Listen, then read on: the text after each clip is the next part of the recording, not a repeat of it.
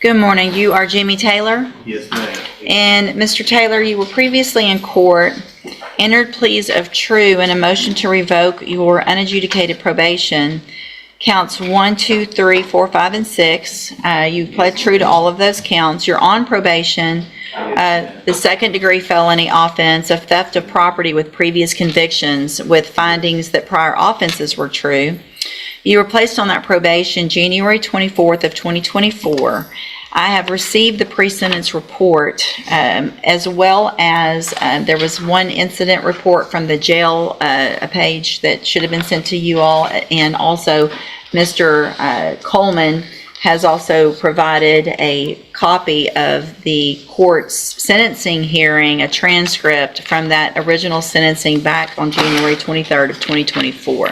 Has everyone had an opportunity to review all of those things? We have, Your Honor. State has, Judge. Are there any additions or corrections to that updated report?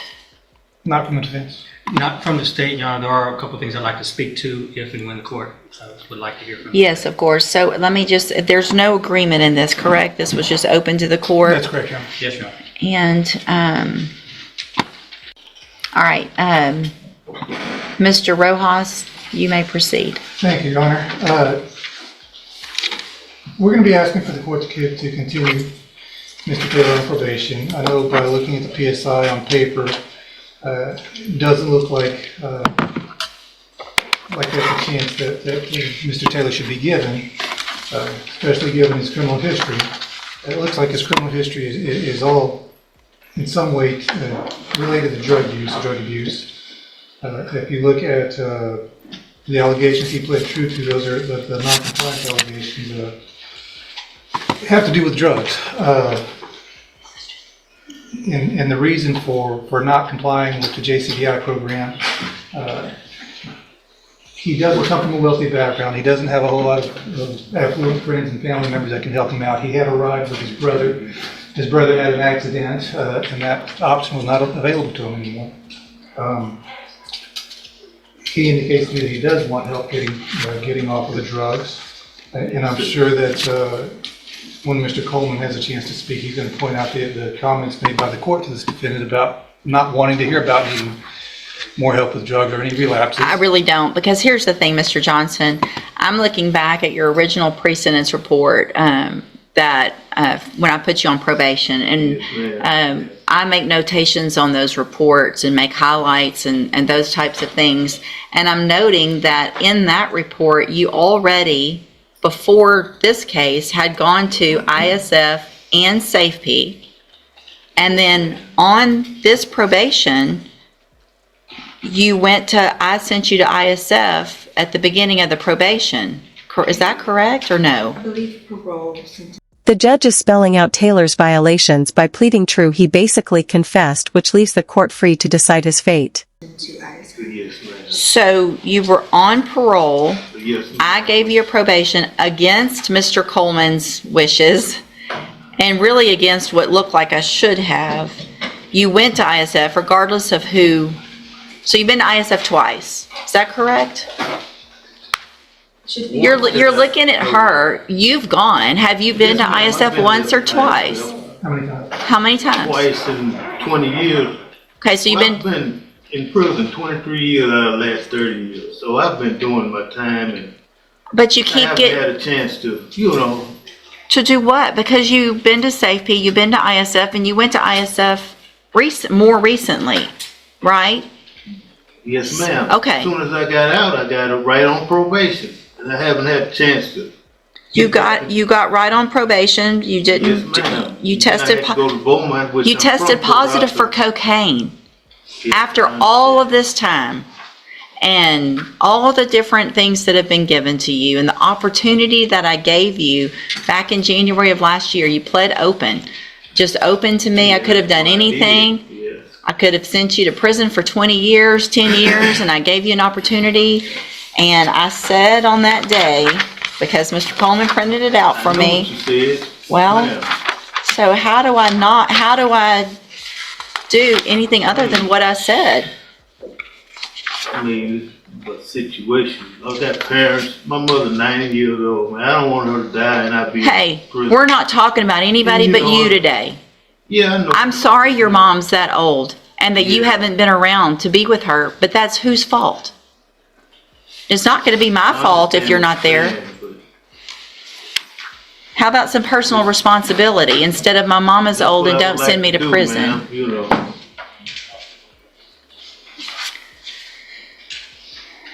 Judge, what I was saying about this. Go ahead. He was warned about not coming back, and the court didn't want to hear about a relapse, but I don't know that this is really a relapse. He never really got the help.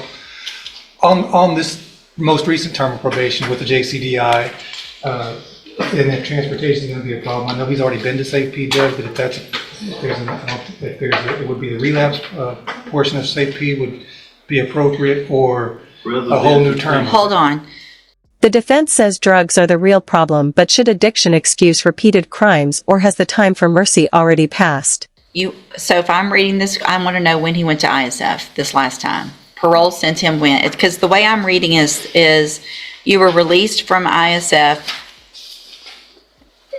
and started JCDI August 6th of 2024. So I put you on probation in January, and between January and August, you went to ISF last year. Is that correct or no? Rose sent him to ISF because of discharge. Okay. So when was that? He was in custody in Jefferson County, Mhm. and then from custody. Went straight there. parole, So I placed you on probation. You never got out. You went and got help at ISF. Okay. All right. Anything else? And Judge, if the court, and it seems like the court is not leaning towards probation. No. No. I would point out, we understand the range of punishment is up to 20 years, but the bottom end of that range is 2 to 20. And I still haven't done anything yet. So your response and how you act right now is going to go into what I do. yeah, I understand the legislation makes it possible to go all the way up to 20, but it also makes it possible to go down as low as 2. I think we have to look at each case for the facts, and the underlying offense was a theft at the Dollar General, I think, or Family Dollar, I think it was about $100 worth of merchandise. I would ask the court to consider something at the lower end of the range, maybe 2 to 5. Just because we can drop the hammer on them, that doesn't necessarily mean that we should. And that's what we're asking the court to do. Probation is not going to be an option. Thank you. Mr. Coleman. I'll keep it brief. The defendant has earned every bit of a 15-year sentence in prison. That's what I asked for originally. You placed it on deferred. That's what I'm asking for today. 3 things I'd like to quickly point out, Your Honor. Looking at the defendant's version in the updated PSI, he says that when he was placed on in the JCDI program, that he believes it was an attempt to set him up for failure, demonstrating a lack of acceptance of his own responsibility. The resources and time that have been dedicated to this defendant, limited resources, mind you, could have been redirected to someone who is more amenable to being rehabilitated. Lastly, you got his full criminal history there in the original PSI. And I provided you with the transcript from the sentencing just to remind the court. I know you see a lot of defendants, but just to remind the court that you essentially told him up front this was essentially a zero tolerance probation. And I do appreciate that because I do see a lot and I don't remember it all. But Mr. Taylor, do you have anything you want to say? Yes, ma'am, And here's the breaking point: a failed drug test after warnings and rehab. This one mistake destroys his credibility. Been through a lot of things in my life, people dying in my family and other things, drugs, but, I think, that I could do better if I had a chance, proper opportunity, ma'am. And I did a lot of time. I've done my time. You have. I don't think just putting me in prison I think I need a chance. I really do. It doesn't make any sense because you're saying, you've done a lot of time, and at some point you either say, I don't like prison and I want to do better. That's what I want, man. But you didn't take advantage of the opportunities you were given. You're saying you want help, and we gave you help, or parole gave you help. So you didn't even get out on my probation yet. You had ISF, a reminder of the tools that you had a long time ago. You had those things, and you got out, and you didn't take advantage of the opportunity. that I told you, Right. you better take advantage of it because you're not going to get it again. You're saying the same things that you said. Please just give me another chance. I'm going to do better. Please send me to ISF or a safe P. It's all the same thing that you're saying, and no one is setting anybody up for failure. I can hang To on. the JCDI. I had back surgery.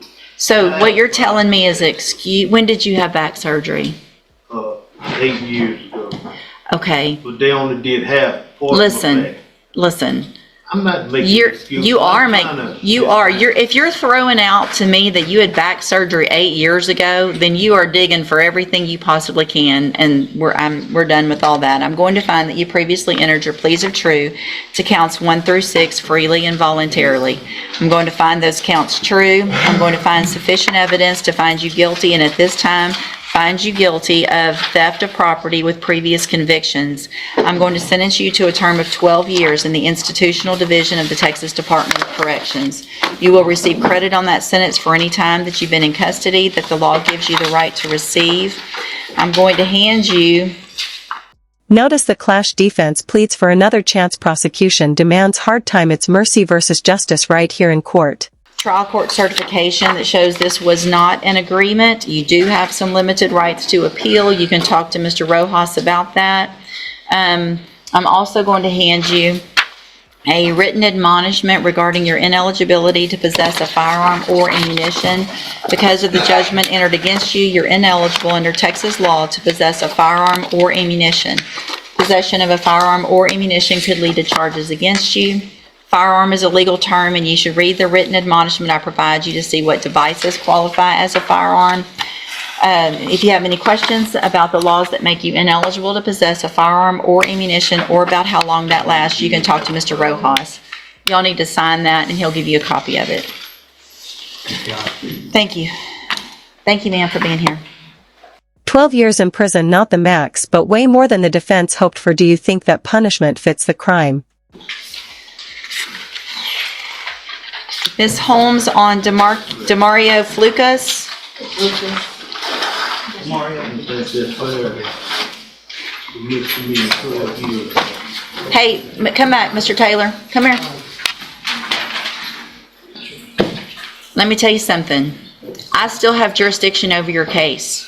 So any disrespect that you show me right now, I can add years to that number. Is that what you would like to do? I do think it's fair. It doesn't matter that it's a misdemeanor. You keep doing it over and over. Go back with the bailiff. And you probably should keep your mouth shut this time. Even after sentencing, the judge warns him one wrong move could add years. That's how fragile his situation still is.